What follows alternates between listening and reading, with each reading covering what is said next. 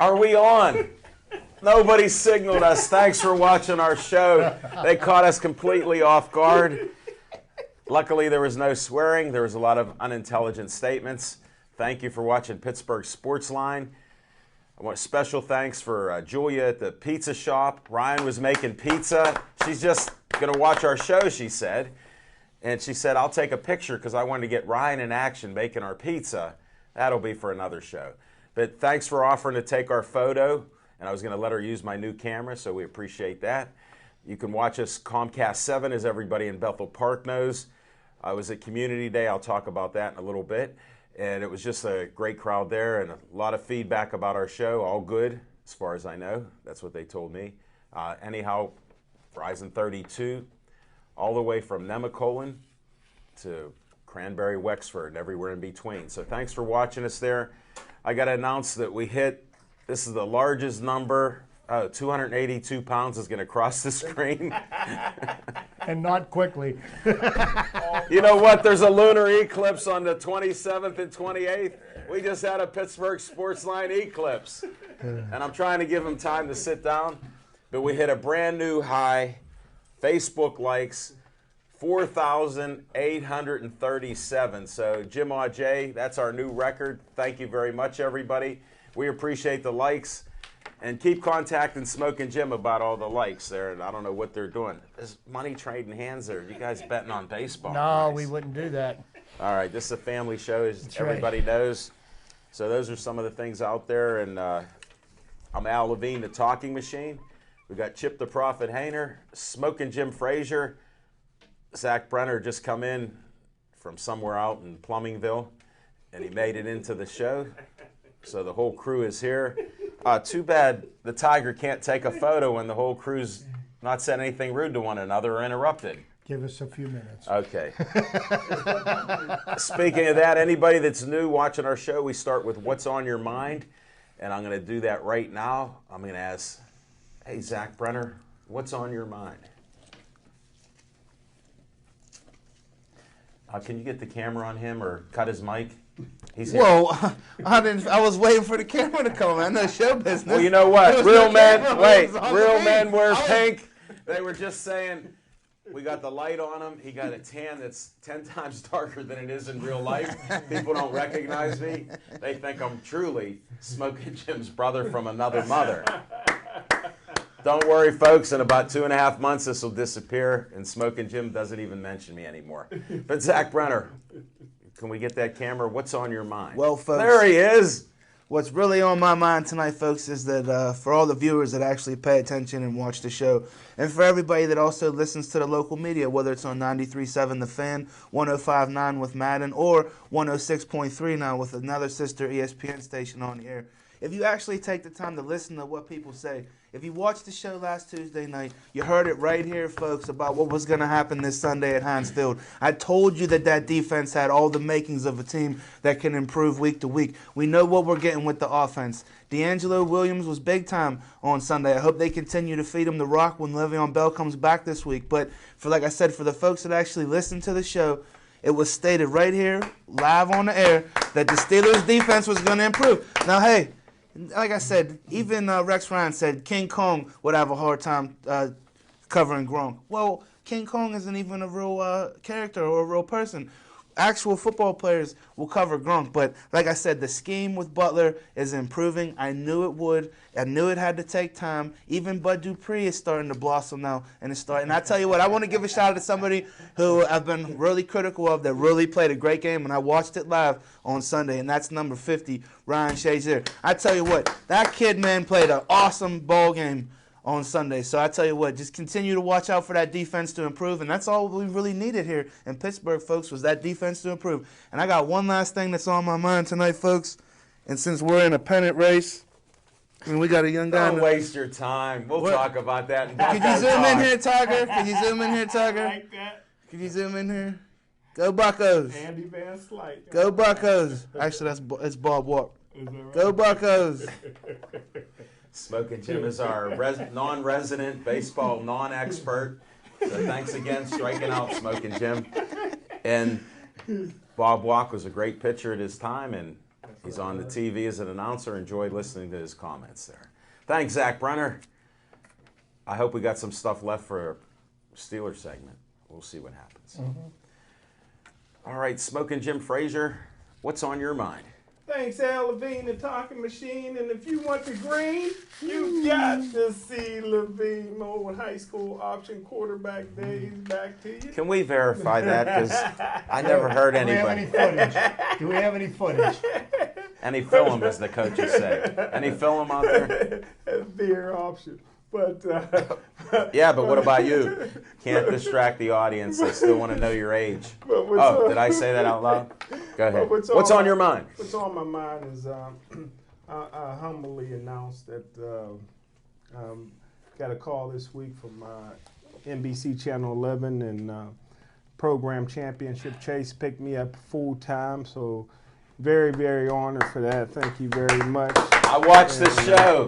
It's on at thanks. 1:30 in the morning. Right after the Jerome Bettis show, so people, Al Levine had to DVR it, but Oh, sorry. it's a great honor to be able to work with Liz Costa each and every week. So photos will be coming on board. Al Levine Talking Machine always say I'm the busiest man in media, local media, and that may be true. This week, most people usually don't bring in the articles that I write weekly. Except when you write In them. a local paper, but this past week, on the front page of the newspaper that I cover, I had a dilemma to put on the front page, and you guys decide which you would have went, whether it been the Pittsburgh Steelers over the San Francisco 49ers, the Pittsburgh Pirates, who took champagne with them to celebrate their wild card if they would have gotten it, or the Penguins that played tonight. What would you guys have put on the front page of the... If I worked for the Courier, the Penguins would not even be on the radar Okay. because you're not allowed No to go hockey. on. No hockey. There'd be no hockey. What'd you say, Chip? I'd go to Buccos, but Could have been Pitt, too. could have Buccos. been. I'm going with the Steezos. Going with the Steelers. Steelers. You guys were all close. Zoom in here. Oh, I didn't know the Gateway Gators were an option. Were the Gators an option in their choices? Peary is Gator bait for Gateway. So I'll let you guys kind of look at that. But speaking of high school sports, and that kind of bumped the Steelers and the Pirates off the front page. Oh, that the Everybody Steelers wants are to- on the front page. Yeah, but the Not hit, the- not the the lead lead-in. story is Gateway. Yeah, And but they're everybody above the wants fold. that. Yeah, there As you go. know, in newspaper land, I was everything right. above the I fold was is right. good. You know it better than me. All right. But Let me just hold that up. Get a close up here. Thanks, Al Levine, the talking machine. I appreciate Which camera? Which camera is this? This is the close up. This is live TV, He's folks. working it. That is excellent. Smoking Jim's possible golden quill for 2015. I want to throw it right into the ring. But what's on my Thanks, mind? Sean, What's on my for mind? being so quick on that. I appreciate it. Thanks, Rookie of the Year. We appreciate it. No, that was a couple years ago. And, but what's on my mind is actually high school football. And, the upset of the week, my man Lil Z broke the story for me on Sunday. I had no idea when we had our breakfast meeting that North Allegheny upset Central Catholic. And, it just goes to show that you can't just roll your helmet out there on the field. North Allegheny got 8 Division I prospects, but what they forgot was Art Walker Jr. is the head coach of North Allegheny. He used to coach Central. So if anybody knows how to beat them, it's him. And also, congratulations to Steel Valley, 55-0 winner over a powerhouse Stowe Rocks team. And before I announce this, Al Levine, the talking machine, I don't know if you guys want credit for this or you want to put a disclaimer, but I have the Pittsburgh Sportsline Player of the Week. Do you guys want to all? Hold it. Let me think about that. I'm all for a in second. on that one. No, this isn't going to be anything negative. It's going to be College, like positive. college. High school. Okay. High school. It's gonna be Pittsburgh like Sportsline positive stuff? High school Player of the Week, yeah. Okay, well, I'm all in. You're all Because in? as soon as I see that Sweeties for Jimmy and negative stuff, Okay. we can't have the player involved in that. There we Because go. they're in high school. They're in Just high setting a school. little guideline for you. All right, the high school player of the week this week, Pittsburgh Sports Line high school football player of the week. I've never seen a high school football player in Quad A run for over 300 yards, especially against a powerhouse. But Bethel Park had one this week when they upset Upper St. Clair. Junior running back Teron Murphy is the Pittsburgh Sports Line player of the week. Congratulations. Now, the disclaimer, folks, is that Smoking Jim Frazier was the only person to pick this because he knows my vote would go Murray from Still Valley. Murray from Still Valley, so we'll go with the Bethel Park BPTV. Yeah, okay. Well, no, we just agreed that he could. We agreed we could have the segment. We didn't take him to a vote. No, exactly. You can disagree with everybody here like you normally do. That isn't even a problem. That's why I said as long as he's not having sweeties involved with high school guys and anything negative, I'm okay with it. right. We'll rule on it later. Smoking Jim, I'm honored that you would do that for our show. That's deep thinking. And I have to give you a lot of credit here. Anybody in Bethel Park knows how Smoking Jim's so Gateway-centric. That means it's all about Gateway. So for him to do this is one of the greatest PR moves that Smoking Jim could ever do in the community of Bethel Park.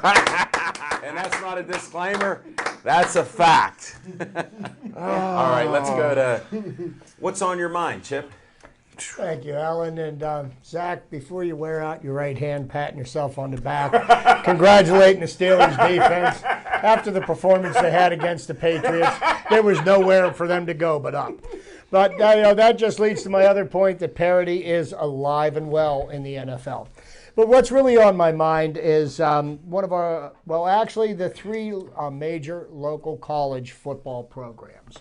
That's what's on my mind this week because once again, the Pitt Panthers played Saturday night. Once again, couldn't find them on any of the television stations. And, and Pitt Panthers have this nasty habit of playing in front of a bunch of yellow seats down at Heinz Field pretty consistently. And I've been a Pitt fan for 45 or more years. I remember when Johnny Majors was originally hired, and Tony Dorsett at that time, came out of Hopewell High School and At 171 pounds splashed onto the national scene, won a Heisman Trophy. Pitt won the national championship. So there would be nothing I would like more than to see the Pitt program actually, achieve some kind of status other than, let's say, laughingstock.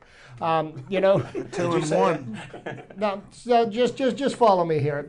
I think one of the greatest things about college football is the rivalries in college football. And I think that really gets a lot of fan interest and it actually tests the team. Now, you get Pitt is in one of the 5 major conferences. Penn State's in the Big Ten. West Virginia's in the Big 12. And Pitt's in the ACC. So that's great. So they've got their conference games they've got to play. Well, they have out-of-conference games that they play every year. And instead of playing teams like, say, Akron or Youngstown State, wouldn't it make better sense to rekindle the rivalries that have existed in the past where Pitt should be playing Penn State and Pitt should be playing West Virginia every single year? Now, not only would that, garner a lot more local interest, the recruiting would go crazy because, which kids would go to Penn State, which to Pitt, which to WVU. And you would actually fill Heinz Field on a regular basis instead of when you bring in teams like Notre Dame or occasionally Florida State. Now, I know that, when Penn State and Pitt went their separate ways, it had a lot to do with Joe Paterno back in the 80s. And for whatever reason, he ended that rivalry, which is being rekindled for 3 years. And then for whatever reason, and I don't know who is responsible for this, the backyard brawl got axed, and that was one of the most exciting college games of the year. That's getting rekindled, but not until like 2022. Really? Most of us, many of us won't even be alive when that series is rekindled. Yeah. So this is what I think. Instead of wasting people's time and money and bringing in Division IIA teams, Pitt needs to do whatever it can to rekindle these rivalries and make college football something worth watching here. That's what's on my mind. I like your insights, Chip. Thank you. Play Army, Navy, and Air Force too. I like that. Yeah, right. Are we trying to ever get a winning season in this city? Sheesh. Everybody's a winner, whether they win or lose. Well, you know, with the 6 games, you need to win to Zach, get to a it's bowl got to game. be edited. You know, it's against Division 2A teams. Thanks to Olive Oil's Pizzeria. 412-831-1900. Shout out to Jeff who made it. This was one of the best pizzas that I've had there, and Ryan said you could, so I agree. Call Jeff. Him and Ryan were bombed with pizzas. I don't know what they were doing tonight. I walked in, there were about 7 of them already in the oven and 3 or 4 more coming out. So thanks for being our sponsor. We appreciate that. Olive Oil's Pizzeria, right at Hillcrest. Give them a call right now, 412-831-1900. Now, don't get confused. Monday nights, they have that $1.99 small pizza special. Only Monday nights. So, Smoking Jim, you get it early there, buddy. You know what the deal is. A couple things to promote. Here's this Pinot's palette. Chip told me, go bring your own bottle and start painting. You can do it. Well, on September 30th, they're giving $15 to the St. Jude's Children's Research Hospital of each couple hours that you go. It's like a $35 event there, and you bring a couple people and you have some fun. It's a great place in Lawrenceville, not that far from the Roberto Clemente Museum. Chip, you and Stephanie could go there and then check out the museum. Now we got a thing in Bethel Park. We got our 2nd annual zombie walk. So it's October 24th. It's only $10 to do it. Starts at 4 o'clock. It'll be at the Bethel Park High School. We're expecting a great crowd. We're working on sponsors. We may even have the Holistic Honeys, my co-host Bethany Montecalvo. She's talking about being there with Jamie, so they may be there. We're going to be filming another edition, Smoking Jim, of Healthier, Happier You tomorrow. My favorite show. So, what about Pittsburgh Sportsline? But thanks for that, and we'll see. Check that out. You can go online and apply, or come down here and where they have the things. There's prizes for best costume, and it'll be a great event. And we'll film the event too again. Now, what's on my mind, and it ties in with another promotion that I want to do. I was asked to help interview and film an event called the Joey Fabus 5K Superheroes. They're coming in. Something happened to the Tiger. It popped. Don't worry, buddy. We're safe. But we were out there. There was a great crowd. They had this run walk, and you had to pay, to be in it and donate the money. 100% goes to trying to beat DIPG, the cancer that killed young Joey on January 21st of this past year. And he was only 8 years old. So it really touches my heart. I was glad that I could be there. And as I was walking over, I couldn't believe the lots were filled. I'm walking closer as I go to the field and everything. And I saw the starting line. There were numerous people there.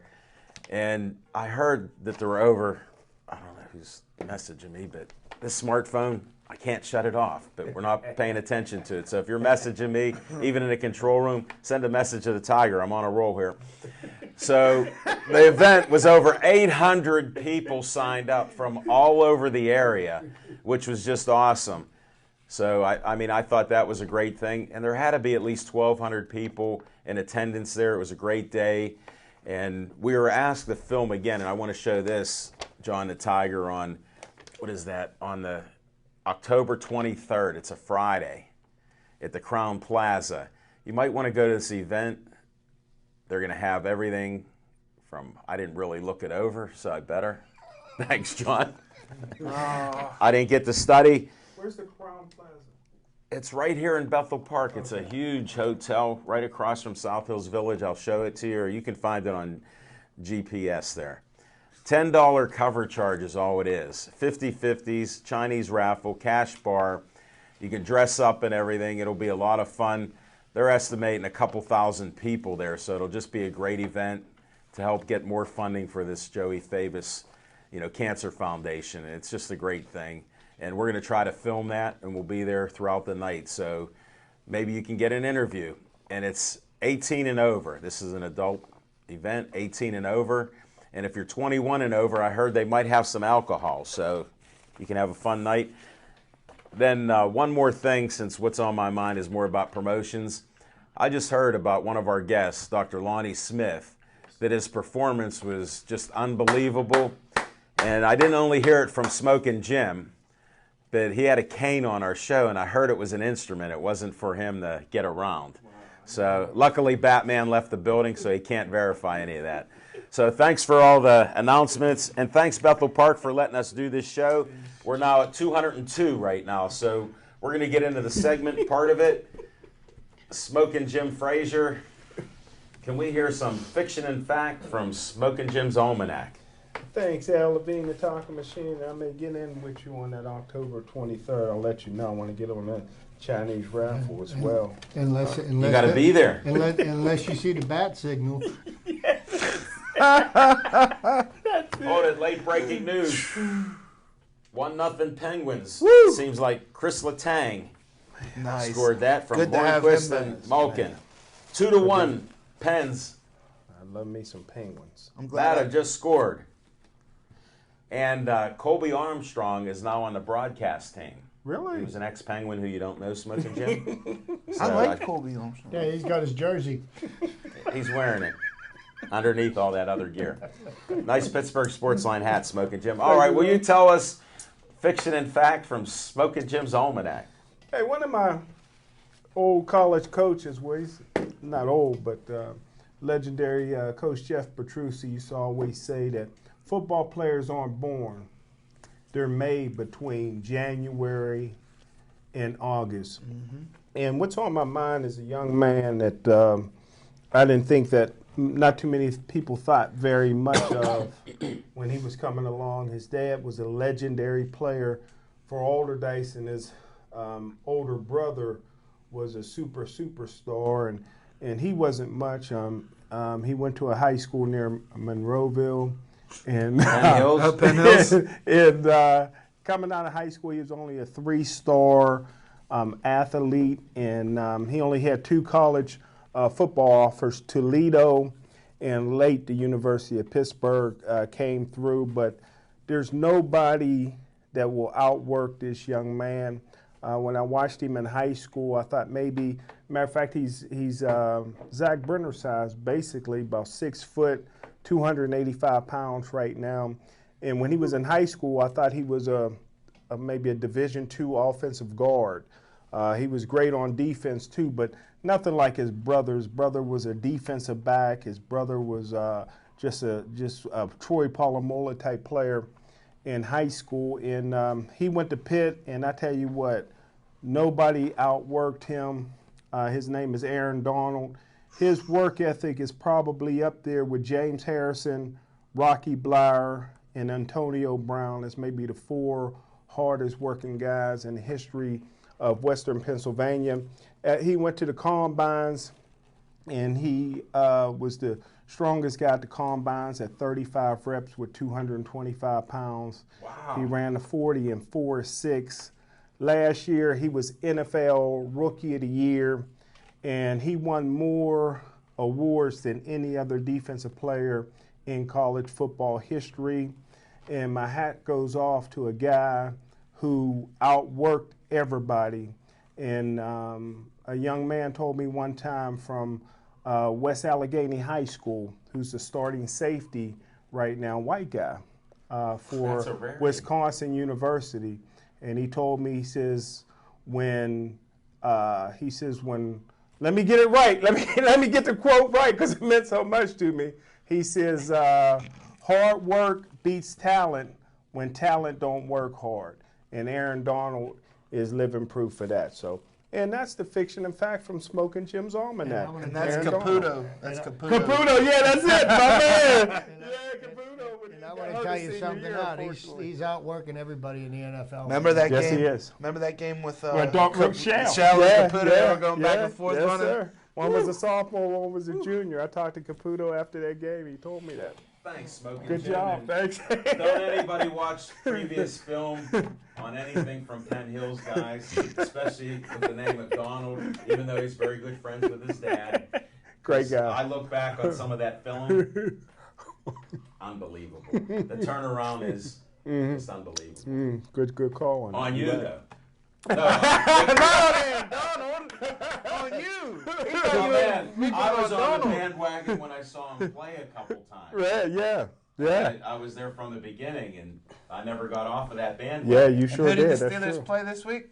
The Rams. Hey, that's why I And brought who's it up. on the team? Aaron Donald. Well, there you go. Aaron Donald. To the trivia. That's my pro star player of the week. All right, let's get the Chip's trivia time. What do you got, Chip? Hey, thank you very much, Alan. And got some baseball trivia with the end of the baseball season winding up. A lot of significant events have happened over the course of the history of baseball. That was a I'm Chip. ignoring it. Just for our fans that don't know about baseball like these two, that's actually a Bronx cheer. Okay? I'll have to look that up. Let's hear Chip's trivia time. I'm He's not even hearing I'm it. hearing nothing out of my left side of my ear. With a good reason. But quite a number of events I feel that are of some note. Hall of Fame pitcher Grover Cleveland Alexander won his 300th game September 20th, 1924. September 20th was also significant for another great baseball player, somebody that Jim Frazier is aware of who his name is. 1968, Mickey Mantle hit his last home run in the major leagues, a solo shot against Boston's Jim Longborn. Mantle had 536 home runs in his career. Wow. Also, September 20th, 1988, Wade Boggs became the first player in the 20th century to get 200 hits in 6 consecutive seasons versus the Boston Red Sox.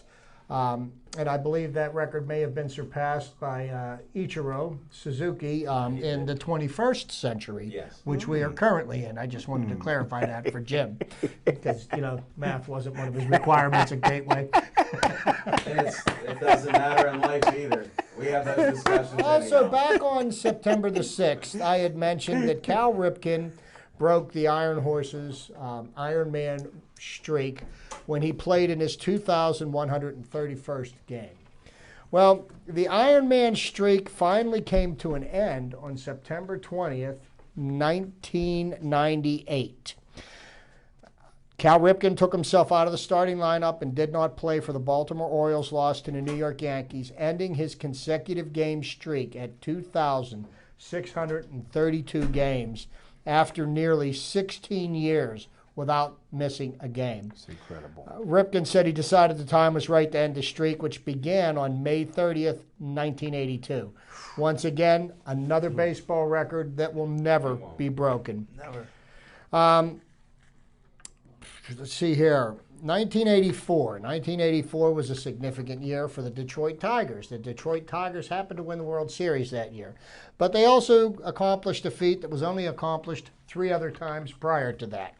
The Detroit Tigers on September 18th, 1984, clinched the American League East Division with a 3-0 victory over the Milwaukee Brewers, making the Tigers the 4th team in Major League history to lead from start to finish.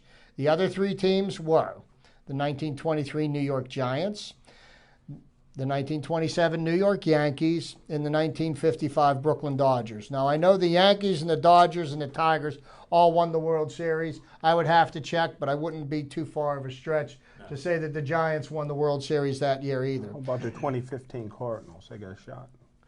Who are they? Not when the Pirates beat them for the division, if you're wondering. 1987, Detroit's Darrell Evans became the first 40-year-old player in Major League history to hit 30 home runs in a season without PEDs. You mean those little socks they wear? Yes, that's what it is. Okay, now, and September 22nd, the greatest pitcher in baseball history. Once again, here's a record that will never be beaten. Cy Young, at age 44, beat the Pirates 1-0 for his 511th and final Major League victory. Then nobody's ever going to touch that again. 300 Jim, he was a real man. I never knew that. He wasn't just an award. Now, 1966, the Baltimore Orioles clinched their first American League pennant in 22 years. So, wow, there's other teams that went through long droughts, aren't there? But they, with a 6-1 victory over the Kansas City A's, their last pennant came in 1944 when they were the St. Louis Browns. Cesar Tovar on September 22nd, 1968, played 1 inning at each position for the Minnesota Twins, becoming the second major leaguer in history to do it. Bert Campaneris of the Oakland A's was the other one. What kind of circus is that? If you're good enough to play every position, why not let them do it? Good point. Okay, First base was his best position. September 22nd, quite a significant day here. A number of things happened. Andre the Hawk Dawson of the Chicago Cubs stole his 300th base in an 11-5 loss to the New York Mets to become the second player with 300 homers, 300 steals, and 2,000 hits. Wow. Willie Mays was the other. Wow. Jesus, Bo. That's rare, Smoking Jim. September 22nd marked the end of another amazing pitching career in Major League Baseball. Nolan Ryan of the Texas Rangers faced 3 Seattle batters before hurting his right elbow. Ryan finished his career with 324 wins, 5,714 strikeouts, and 7 no-hitters. The strikeouts and the no-hitters are both Major League records. And yes, here, Detroit set an American League record with its 118th loss on September 22nd, 2003. The 1916 Philadelphia Athletics at 36 and 117 had set the previous record. So, when it comes to years of futility, the Pirates had a few bad ones, but somebody's had worse. Don't give me Great any job, answer Chip. there. They don't believe it, so why try to change their minds, Chip? Thanks for the Chips trivia time. Zach Brenner, we know it's not about baseball, so what's Z time going to be about here? I mean, can you put that away? He's retired from baseball. Well, why'd they give it out at the ballpark then? Well, they got to get rid of some of these things. They're not desperate. I'm kidding. I don't like to get the baseball fanatics worked up. Too but late. I got a little, It's too I got late. a little information for you folks at home and for the panel this evening. Forbes recently just released the up-to-date top 100 earners in sports. And in the top 100, there are 27 baseball players, Smoking Jim Frazier, but you won't find one in the top 10. So the baseball players have kind of taken a little bit of a step back. I mean, the salaries are still super inflated and crazy, out of control, but they're not in the top. Before you get too deep into that, what's the breakdown with football and basketball?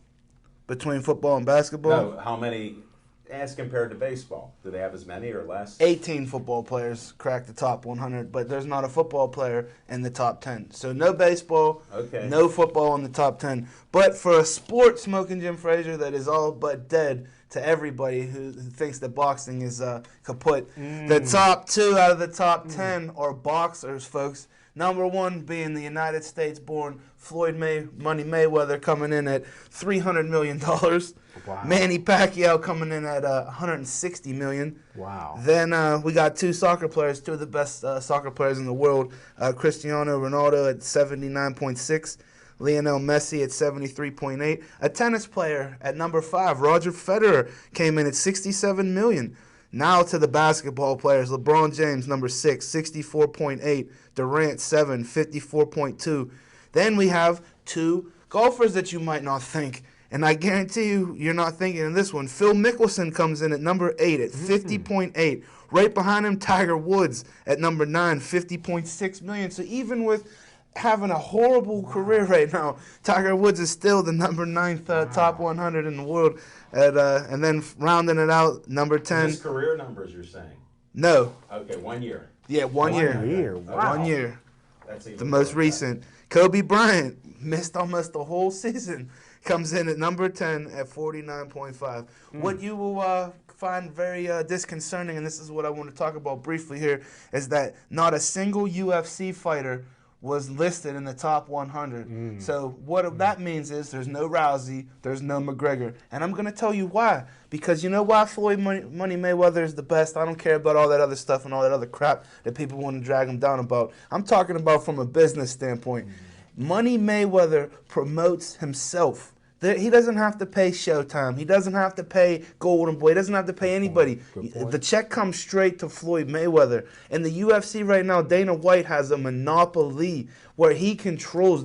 You're not going to earn anything more or less than what Dana White wants to pay you, no matter who you're represented, no matter what grade of fighter you are. So with that being said, Smoking Jim, in a far more brutal and barbaric atmosphere in the cage, you have cage fighters making a fraction of what these boxers are, you know what I mean, and taking a lot more damage than Floyd Mayweather's taking on his way to $300 million. So, like I said, it's a little disconcerting right now that, like I said, that Dana White basically will just let you go fight at Bellator, let you go fight at Kings of the Cage, Gladiators of the Cage, Pinnacle Fighting Championships. They do not care because they're going to only give you, this is what we're going to give you. And there's no way around it in the UFC. And that's what I don't think is fair. And that's what's on my mind tonight, folks. The UFC's out of control. Is Dana like a Don King? No, and they always choose not like to. that? Oh, and to add to your statistics, the top, well, from June of 2014 to June of 2015, the highest earning professional football player was none other than Ben Roethlisberger at $50 million. As he should be. Well, because he signed his new contract and he gets that signing bonus. Readjusted, yeah. Yeah, so he got from June 2014 to June of 2015, he stuck He $50 didn't make million that in his list, though. pocket. 49 million's on that list. That just shoots that list all to hell, doesn't it? Well, that's why I was asking who was on there. Not to pick the list apart, but we were talking about if you had a kid, the rarity of one Money Mayweather. Whether you Kobe like Bryant, him. 49.5. So if Ben would be right, would be somewhere in there. But I like would I said, this rather is have Forbes. a numbers game, 27 baseball players in a union, not crying about like Zach trying to be a union guy because they need representation. I'm not helping them. I like a lot of them, but I'm not helping them because there's a hater. He'd hate me being a union rep for the fighters. So it shows me that you have some parity or some equality or some chance when you have ownerships that control a business. 27 baseball players out of the top 100, I think that's a heck of a thing. I'm all for equality. I know, but you don't practice it. But that's all right. But thanks, Zach. That was an interesting segment you brought out there. So we'll see what that means next year. And as far as whether people are role models or not, you can't combine money and role models. It's rare. And your boy Money is a role model. It's not really a good one, but he is a good business guy to look up to, Zach. And I never I once that, said he but I'm was a just great role clarifying model. it to I people. stick to the business. Well, because there is a reality to the other part of it, and that does hurt business, you know, as it has with Tiger Woods and some other players that have been out there. So it does catch up to some of them, and they can't make all the advertising when he can't fight in the ring. We'll see if it's $300 million in 1 year. I think that may change. Just a little side note there. I mean, to make $420 million in 30 months. I mean, That's some, I don't. that's some money. Woo, That's some that's money. money. Yeah, but it can't buy you class. I just think I just think Oscar De La Hoya beat him in their I do fight. too. I do too. And all this is bogus because whoever's behind him, there's nothing straight about boxing. Sorry, my friends, I'm Hey, for you in boxing. Everybody knows how big the ring is going into it. You know, and Alberto, who just fought Floyd Mayweather, wants to say that, you know, bash Floyd, whatever. But hey, What did he say? I missed. I didn't see the fight. well, he kind of put it on, you know, for the lackluster pay-per-view numbers. You know, basically when Stevie Upshur almost beat you in Berto, and now you get to fight Floyd Mayweather. I mean, it's not like it was the fight of the Right, century, you know. right. So everybody knew the numbers weren't going to, you know, be that, you know, As Zach fantastic. Brenner says, anytime you're getting a big payday, doesn't matter whether you win or lose, you got that big payday. Sound like Berto got a Dana White Well, contract. he walked away. Cut Well, it to Smoking first. Jim. Well, All right, enough money talk. that's I'm done right. with the money Yeah, talk. 4 We know there's million, money for let's a talk few. Pittsburgh. Guaranteed, Let's talk brother. Pittsburgh sports. Yeah, we got a Pittsburgh sports. We're in a pennant race. And I know we're 4 games out, but as long as you got games to play, it's like that 16-game season. What's 162 in he baseball? killed it on Sunday. There's 12 left. Chip, that's what I'm getting to. 12 games left. What do we play the Cards? 3 games? We've got 3 against the Cards. We've got 3 more against the Rockies. We get to go back.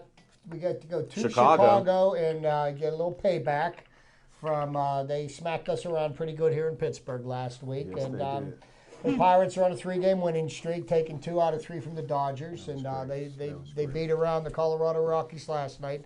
Actually, they're to secure a playoff spot. Our magic number is 2. That would be a combination of wins by the Pirates and losses by the Giants and the Nationals. So the Pirates could actually wrap up clinching a playoff spot tonight, but right now the Cardinals, their magic number to clinch the division is 9. That would be the combination of St. Louis wins and Pirates losses. So right now, anything can happen. St. Louis's all-star catcher, Yadier Molina, partially torn tendon in his thumb. He'll be out, could be till the end of the season, which bodes well for the Pirates. But, once again, Cardinals won last night, Cubs won, and the Pirates won. So next week and a half, it's going to be great baseball. Unfortunately, last Thursday, Jung Ho Gong was severely injured in a play that was a little controversial. Was it? Well, yeah. and I will speak to that because I've played baseball, and you could say that was a good, hard baseball play. Yes, it was. Is there anything you could do to move it? Let To me move finish. out of the way? Let me finish, if you please. I believe that the play was reckless on the base runner's fault. That play could have been completed. He could have attempted to break up the double play without deliberately injuring somebody. Nobody knows exactly what his intent was, but things could have been done differently. But as per the rules of baseball, it did not violate the rules of baseball because he didn't leave the baseline. Gong was standing there, had just released the ball.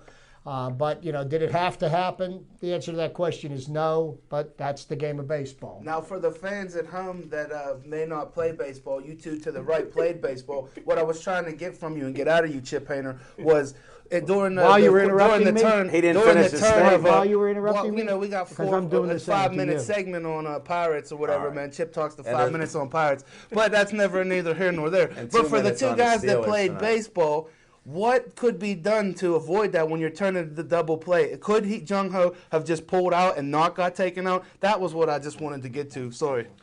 Yeah, obviously he could have, he could have done some things differently if he would have jumped. But that's hard to say, when you're making a split-second decision like that.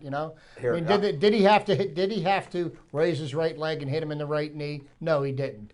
If he would have just swept his feet, nobody would have gotten injured. So, if Gong would have jumped, but Here's what I'll tell you. Chip makes some great points on it. That's hard baseball.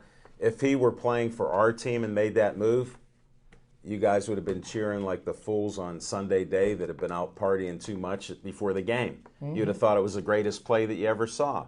Could, he have jumped? Jung Ho could have jumped. Could he have stopped? Sure. But that's an aggressive play. Did he mean to take him out for the season? No way. There's no way. but in the What same he did season, try to Mercer- do is like you guys say, if you're not cheating, well, this isn't cheating, but he used what's in the game. He saw an opening to do what he did, It's and he not played illegal? hard baseball. It's not illegal. On your team, you'd love the guy. But I Against think your what- team, you But don't. I think what Lil Z was asking was it worth trying to turn a double play? Yes. Always. absolutely. That's should where he you have don't just know got the- baseball. You're trying to So win. losing Here's him how for the simple. year? You're trying. No, But you don't instead of even getting understand hurt- the point of Instead it. of getting hurt, that's what he's We asking. had great combinations. Gene Alley, Bill Mazeroski. Bill Mazeroski was like a fire plug. If you would have seen the times that he got hit and whipped with legs similar to that, Wow. Okay. you'd always I didn't try see the for the play. double play Okay. because that's what you're taught. Okay. And you try to get out of the way, but you know you're going to get spiked. You know you're going to get hurt. Okay. It's the risk you're willing to take because you're an aggressive ball player, which you guys love on Now- both ends of Now, it. if I might interject, though, because I do follow a little bit more than Smoke and Jim Frazier. Oh, I folks. know that. Right now, our first baseman, He doesn't follow. Alvarez, is blowing the statistical category out for errors in a single season, pretty much at first base. Okay. So, like I said, my only question would have been, though, just like not knowing that we're going to lose him for the year, but there's got to be times, though, as a ball player at that position where you might just hold on to it, get the guy, tag the base, you lost the guy at second, guy at first is in no danger of scoring right now. You're still in You're for the not season. trained to So do is it a that. big loss though, losing Jung Ho Gong, trying to turn one double play in the 162 game season? Great question. Great Not even- question. But I mean, how many double plays have you turned that have changed the outcomes of games? If you don't take Okay. it and you don't do and it, and it is a game-changing play, because what they were attempting to do was they're trying to keep the Chicago from scoring. There was a runner at third, the runner that was going from second to third. That now they got 2 outs, and they did turn the double play, by the way. But now the pitcher only has to get the batter out, and then they don't score the run for the inning. Now, if you've got runners at first and third and 1 out, there's a better chance that they're going to score the run, and you're trying to keep them from doing that. So Now, it's in baseball, it's the same as Big Ben is moving around. All right? He's moving around to make a Apples play. and oranges. No, it isn't. He's running. He could get hurt and taken out. He's trying to throw a ball downfield. The double play is the same thing to stop somebody from scoring. It's like a defensive play. Apples and but oranges. you know Yeah. what? Where do You you hit even the get quarterback, that? you get fined. Delete his statements You in both get of them. There's no suspended and you get logic. fined. Can we touch on real fast also though? But I mean, I just think that. What are you for saying? a Don't season- take the risk? No, I'm not saying on that. But one play? but What hold are on, you saying? I'm going to tie it in right now on this statement right here. All right. To lose Mercer earlier in the season and not really retaliate, Smoking Jim. To lose Gung for the season, our Korean prospect, man, we finally got lucky and got a $7 million baby or whatever, and now he's gone for the season.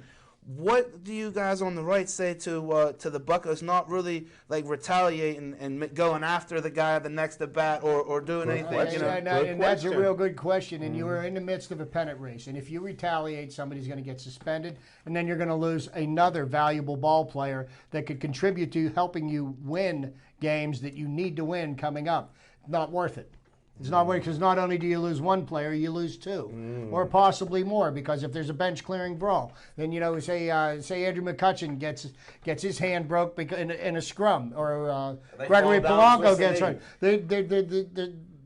The consequences are far worse. Is that more a reflection of the managerial style of Clint Hurdle? Because we know what the Cubs, how their makeup is with Madden. We know what's going on in St. Louis. Those two just had a little altercation during their series between the Cubs and the Cardinals. There was a little bit of a, little bit of a flare-up beanball, going back. but a little brushback, and who knows if something will happen this weekend when we go to Chicago. I don't know. I don't really condone it. I think there's far more important things on the line than retaliating. I think it would be kind of foolish at this point. The last thing during the Pirates that I would like for you guys to touch on real quick is speaking more about Clint Hurdle and his managerial style. It seems that he has a style where he likes to go from his gut a lot. He doesn't apply a lot of the other factors in baseball. He really just goes with his gut. Do you guys have any problem with that going forward, since we're going to be potentially in a one-game serious game coming up here? Wait a minute, I see Lil Z's mouth moving, but I think Walk's asking the questions. Some good questions there, Lil Z. And to answer You don't know that baseball, really. I question, enjoy it. It's been the game fun. of baseball has evolved to a point where there are so many different statistics that they evaluate as to whether or not who plays, depending on how you do in day games and night games, whether you hit better against a right-hander or a left-hander. And there's so many different factors into the decisions. He doesn't just do this all based on his gut. There's a lot of material that he uses to evaluate to decide who's going to start in a lineup. Now, has he been successful over the last 3 years? I can't really argue with the decisions he makes. Do I always agree with him? No. But you know what? I'm not the manager of the team, and I haven't won an average of 90 games the last 3 years. So, But we're just Well, since he asked me too, my input is I don't agree with Hurdle all the time. And if he goes by his gut and he makes a great decision, that's great. When he leaves a pitcher in too long and they're getting blasted, maybe it's because something in the bullpen's going on that we don't know about. So he has inside knowledge that we don't. Do I like all his decisions? No. Do I think he could have won a few more games? Without a doubt, because his gut won some games, but his relief pitching, he used his bullpen better than anybody else that I've seen throughout the league, But what watching about- other games. So to me, that's a good thing. For guys that don't know baseball, and I hope you're learning a little bit, because you can see when guys really don't know about the sport, that they don't understand the inner workings of it. So I it's, understand. well, your understanding sounds naive out here that you don't, because you're presenting some things out there like a double play. If you played the sport, and like you talk about coaching, you should be a player and then be a coach. If you truly know the sport of baseball and you played it, You know anybody, and you could call in. No, don't waste the call. But anybody that played shortstop, second base, they're all about the double play. All about that, because you help your team, you help your pitcher on one play. Think about it. It's like a BOGO. You're getting 2 outs on one play. If you don't want to get something like that, you don't understand the sport. If you also aren't sound enough to understand, though, fundamentally, to move, jump, sidestep, No. whatever. That's there's not other even things the that point. come towards it, though, too, though. Everybody's a Situational professional. awareness. Situational awareness. where- Now you're out for the season. Now we you know need you, and you're why- gone. Now you know why people in Our other kicker, sports- if you want to switch over apples and oranges, No, not Sweezum yet. decided to make a reckless tackle. He's gone. Now we can't even get extra points made. He's on the roll. You You're know right. what, just He's because right. the guy got injured doesn't mean that that was a bad decision. I mean, accidents happen. That was a freak accident, okay? It really was. How many times has that happened over the course of the last 10 That's years what of I'm Major asking League you Baseball? guys. Rare. That's about the only time I've It's seen rare. it. That's the only time I've seen it. And it happened to our guy. It so happened what? to our guy, and it, Lightning But hit. it just seemed like that the other team, the other player, it almost went out of his way to force no, that no, no. contact. No, to he break did that not up. go out of his way. Here's where I had an issue with the way the runner slid. If he keeps his legs together when he slides, left leg on the ground, right leg on top of the left leg, he raised his right leg up so that his knee made contact with Gung's knee. That's where I say that he was reckless in the way that he slid into the base. And But that happens a lot. But These that's- guys rarely keep their There's legs no together. penalty, there. there's no foul. No, there's no that's where you're missing the suspension. nuances of the game. Like what you know, it's great. Well, they changed the rule at home plate with the collisions. I love Snooker. No, how you're they throwing try to somebody- make us out like we're Exactly. incompetent, like we don't know anything. No. No, I'm no, not saying no. That isn't Zach, incompetent. I would Just not because you be don't know, too you're not surprised. incompetent. I would not be too Except surprised Smoking if Jim. Major League Baseball revisits that in the off season. They certainly aren't going to change rules in the middle of a season. That will never happen, and especially with the playoffs coming up. But yes, that is something that will be looked into and discussed. And, I mean, do I think that the Buster Posey rule is a good rule? No, because, for example, the game that Alan and I were at last Wednesday night, the Buster Posey rule was not enforced. The catcher deliberately blocked the plate, kept the Pirates' run from scoring. It was reviewed, and they didn't uphold the rule. They didn't play. No, there's a different rule. Did you hear what it was? Oh, well, It's different if it's an infield, like a hit to one of the players. The catcher has the right to figure out what line the throw is going to be on. So he's actually allowed, once he's in position, I don't have the rule down pat, you know what? but I was told by a couple experts The how it is. pierogi? Yeah, both of them. yeah. It just gives And they me- can't talk. So, but So I I heard was this. just, so guys, I was just always, like I said, led to believe though that Then you were most of the misled. base running on the was you were supposed to stay pretty much to the inside of the bag though. So No, you on that st- play though, he kind of came out and put No, his knee he up. was in the baselines. Yeah, There's an exactly. imaginary line that goes Okay. from base to base. And it's usually within 3 feet either side of the baseline. Roughly. Is considered being in the baselines. He did not go out of his way. Gong was standing in the baseline and he had his left leg planted because he just threw. And it was one of those it was You one of see- those unfortunate series of events. So And would you label the Mercer injury as more intentional than the Gong I don't injury? think that was. I don't No. think either of them were intentional. I think they It's were a just baseball baseball play, plays. yeah. I just think they were baseball plays. I'll tell you what. When I used to play, we had a shortstop, and you know how he used to keep people from taking out his legs? He threw a submarine ball, and he threw the ball. And if you were the runner coming in, and you didn't get down on the ground, you were going to get hit right in the face with the baseball. And I saw it happen. Really? I saw it happen. And you're Yeah. legitimate. You're throwing the ball to the first baseman. The runner's in the way. He gets hit. It was more a sidearm throw. Now, if a guy's starting his slide and he doesn't get down early, that ball would hit him in the helmet. So there are Really? things you can do that are within the rules No, you guys to protect like yourself. to cheat. We're talking about play by the rules, to the letter of the rule. Well, he wasn't throwing at the ball. He wasn't throwing at the runner. He was throwing to the first baseman. If the runner happened to be between him and the first baseman, so that's. Did what I ever happened. see somebody running down to second? They were caught in a steal and somebody plunk them in the back. You better believe it, because they don't like these guys showing off like you would do if you made a steal and you're all pumped up like you do in this era. Guys would plunk guys right because they were hot dogs. Now you guys would be getting hit all the time and crying to somebody and saying, why are they doing that? So I think we beat this horse to death here, Yeah. and we got a few minutes left. Let's get into the greatest offense in the history of the NFL. Yes, sir. Jim Frazier seems to think that the 2015 Pittsburgh Steelers have just that. Could you elaborate on that for me, Jim? Yeah, first of all, I believe that the second greatest offense in the history of the NFL was the 1951 Cleveland Browns, followed by the 1984 Miami Dolphins, The twin mark in offense. in the 81 San Diego Chargers. But I tell you what, no team that I've ever seen in the history of the National Football League had as much depth. Now, last year, a record that will never be broken like baseball, the Pittsburgh Steelers are the only team in NFL history to have 3 players ranked in the top 2 in production at their position. And they're deeper this year. Now, when you got Big Ben that will pass for over 5,000 yards this year, Antonio Brown will probably catch for over 2,000 yards.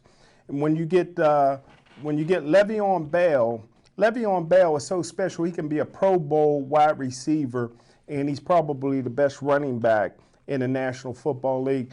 Heath Miller might go to the Hall of Fame. He's already a Pro Bowler because he's so wide open. They leave him so wide open. Heath Miller's catching balls. There's nobody around him. He's shocked.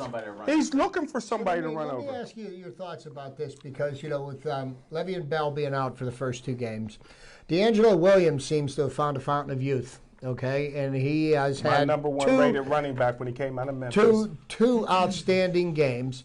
And and I'm sitting here thinking Le'Veon Bell's coming back, and I've looked back over the history of the NFL and running backs that have gotten anywhere between 350 and 400 touches. Piece of but meat. in a season, usually the next couple of seasons, you see a decline in their productivity. And I'm thinking, well, with D'Angelo Williams performing the way he does, this could add to Le'Veon Bell's longevity if they spell him occasionally. Now, Le'Veon Bell's probably the best running back in football, but you can't keep feeding him the ball because that position right there, it's you can't play running back and run 400 times a game or a year and still be productive. Well, you get beat up. They're going to run him to the wheels fall Correct. off. You sound like Tomlin. Yeah. I mean, Le'Veon Bell ain't coming out. D'Angelo Williams is a backup, and the Pittsburgh's. And I agree with you, but teams don't do that for a certain reason. Is the star? He'll be playing. He'll be a wide receiver. He'll be an every down back. But now you got Wheaton out there. But the key to make the Steelers the greatest team is Heyward-Bey. You got a 4.2 40 world class sprinter. He's a big guy, and there's nobody in the history of the National Football League that their 4th wide receiver was a Heyward-Bey. Would you also say, though, Smoker Jim Frazier, that Heyward-Bey last year kind of hot dogged it a little bit because he didn't want to get himself injured because injury spells doom when you're at that age and stage of your career. He was a good special team player I think the last thing with year. Bey I don't is think that- did he play much? I don't think Heyward-Bey played. He much. did. No, He he remember. played He on didn't give a special lot. teams Yeah. last year, but I think Bey has been humbled, and now he's just grateful for his opportunity to be on a team that he has a chance to win on. Well, he worked with Ben in the whole off Discussion's season. going to have Oh, to wow. go for another week. That was quick. Now, all you Steeler fans, they are going to the Super Bowl now. They're not just going to be 8-8. Here we go. They are going to be great. I'm Al Levine, the Talking Machine, Chip the Prophet Hayner, Smoking Jim Frazier, and Zach Brenner. Hey, we'll be at the Park House Monday night. Check it out. We got a lot of great guests. Smoking Jim just blew me up with 4 guests, but they're not sweeties, so there's no photo. Stay tuned. There'll be more. We got other great guests coming on. Check out our Facebook. Stay Joey strong.